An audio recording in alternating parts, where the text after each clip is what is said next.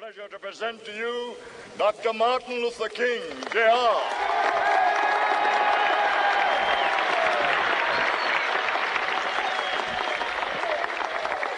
I am happy to join with you today in what will go down in history as the greatest demonstration for freedom in the history of our nation.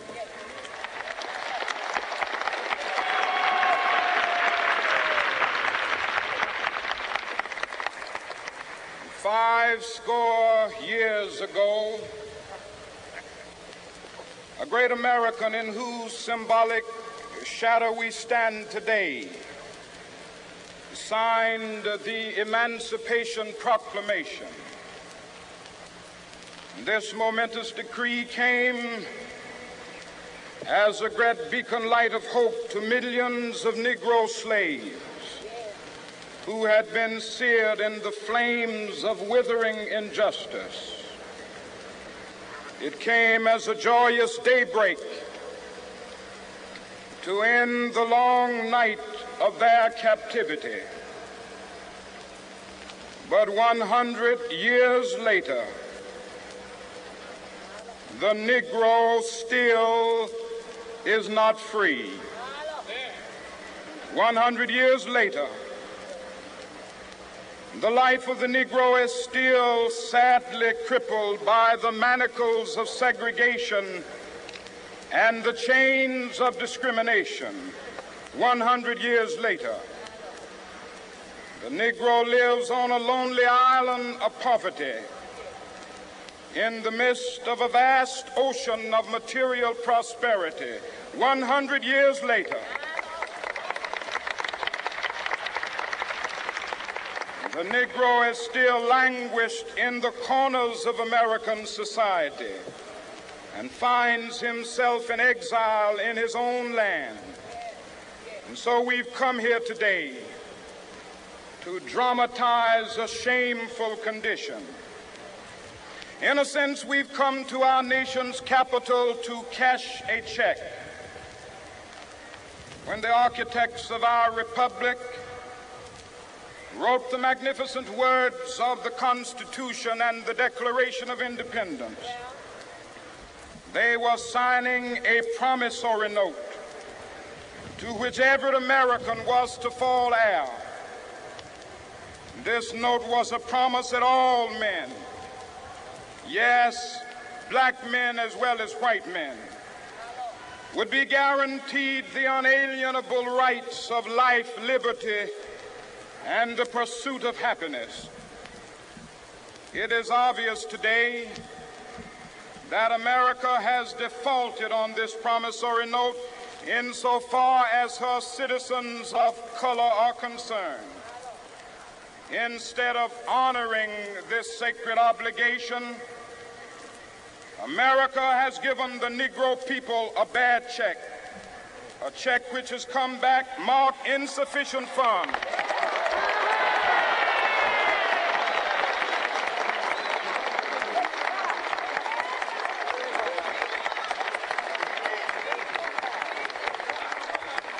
But we refuse to believe that the Bank of Justice is bankrupt. We refuse to believe that there are insufficient funds in the great vaults of opportunity of this nation. And so we've come to cash this check, a check that will give us upon demand the riches of freedom and the security of justice.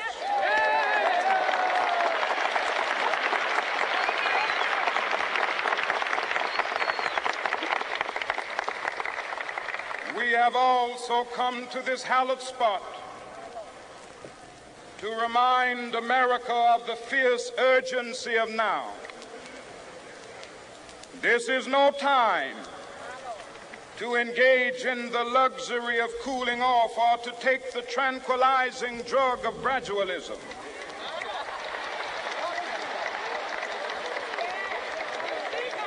Now is the time to make real the promises of democracy.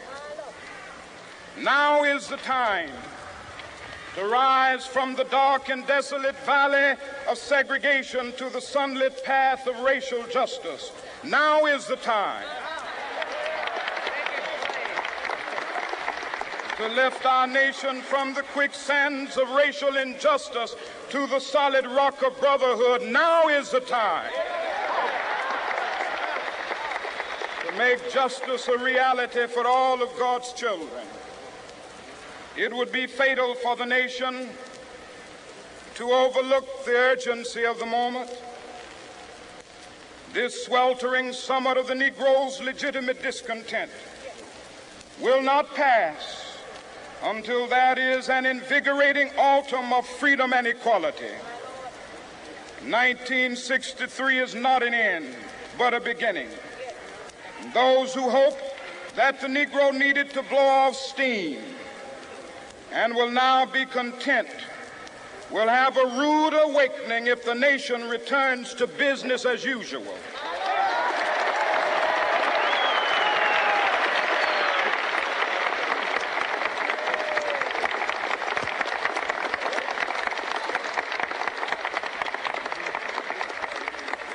There will be neither rest nor tranquility in America until the Negro is granted his citizenship rights.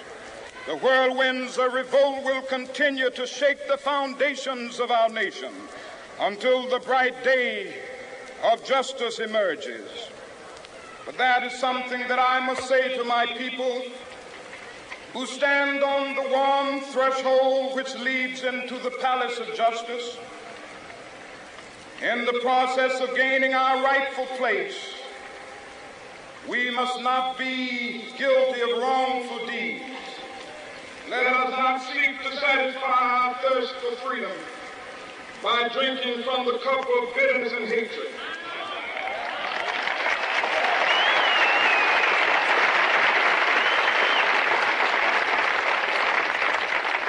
We must forever conduct our struggle on the high plane of dignity and discipline.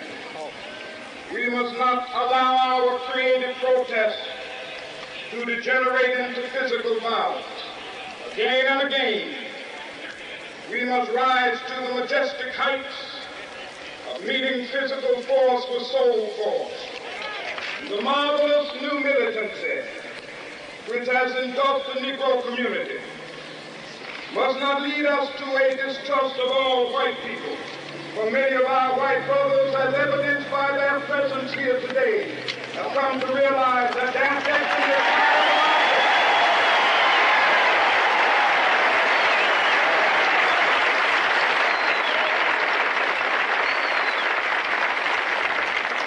They have come to realize that their freedom is inextricably bound to our freedom. We cannot walk alone. As we walk, we must make the pledge that we shall always march ahead. We cannot turn back. There are those who are asking the devotees of civil rights, when will you be satisfied? We can never be satisfied as long as the Negro is the victim of the unspeakable horrors of police brutality. We can never be satisfied as long as our body is heavy with the fatigue of travel, cannot gain lodging in the motels of the highways and the hotels of the city.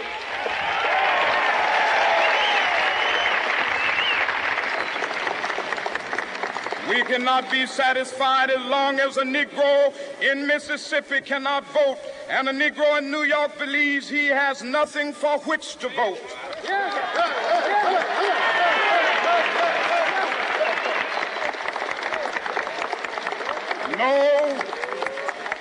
No, we are not satisfied, and we will not be satisfied until justice rolls down like waters and righteousness like a mighty stream.